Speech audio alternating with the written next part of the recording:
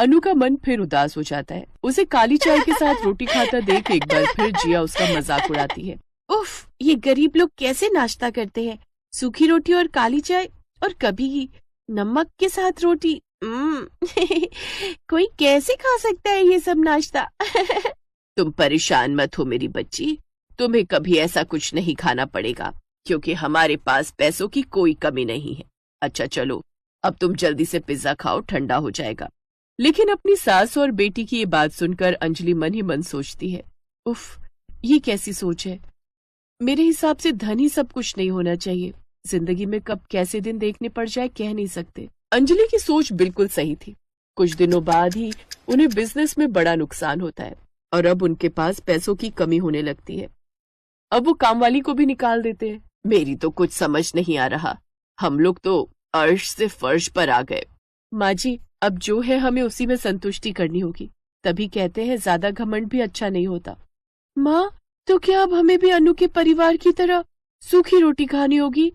मुझे अब अनु के लिए बहुत बुरा लग रहा है। अब मुझे समझ आ रहा है कि जैसी करनी वैसी भरनी।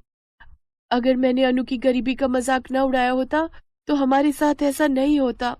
अब अमीर परिवार को भी गरीबी वाले दिन देखने पड़ते हैं। पहले जहां वो लजीज लजीज खाना नाश्ते में खाते थे, तो वहीं अब उनको केवल रोटी और सब्जी खाकर ही गुजारा करना पड़ रहा था। अब जिया स्कूल में भी उदास रहने लगी। अब जब उसके स्कूल में ये बात जिया के अमीर दोस्तों को पता चलती है, तो वो सब भी उससे दूरियां बनाने लगती हैं।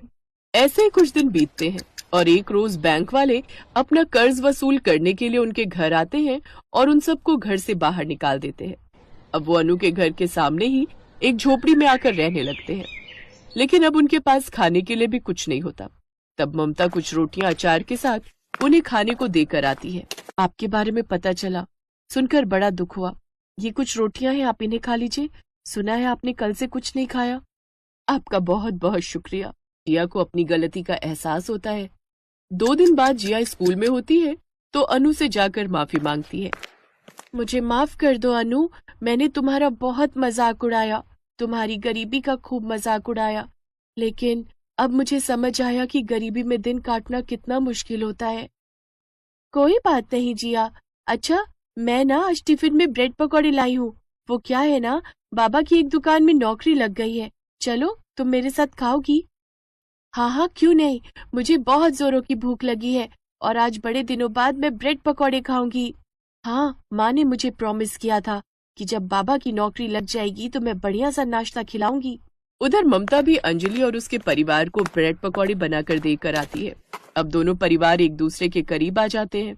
अब वो दोनों परिवार हर सुख दुख में एक साथ खड़े रहते हैं। अब मुझे समझ आ गया कि गरीब अमीर कुछ नहीं होता, बस दिल बड़ा होना चाहिए। बिल्कुल सही कहा बहन जी।